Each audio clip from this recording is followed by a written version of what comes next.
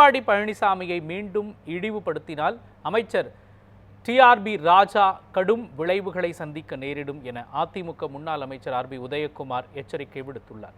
தனியார் அறக்கட்டளை சார்பில் மாற்றுத்திறனாளிகளுக்கு தலைக்கவசம் வழங்கும் நிகழ்ச்சி மதுரை காந்தி மியூசியம் வளாகத்தில் நடைபெற்றது. இதில் அதிமுக முன்னாள் அமைச்சர் ஆர்பி உதயகுமார், அட்சய பாத்திரம் டிரஸ்ட் நிறுவனர் நெல்லை பாலு, திருப்பரங்குன்றம் சுப்பிரமணிய சுவாமி கோவில் அறங்காவலர் சண்முக சுந்தரம் ஆகியோர் பங்கேற்றனர். இந்நிகழ்ச்சியில் கலந்து கொண்ட அதிமுக முன்னாள் அமைச்சர் ஆர்பி உதயகுமார் செய்தியாளர்களுக்கு அளித்த பேட்டியில் ஆணவத்தின் உச்சத்தில் செயல்படும் திமுக அமைச்சர் டிஆர்பி ராஜாவின் செயல்பாடுகளை சட்ட ரீதியாக சந்திப்போம் என்று கூறினார்.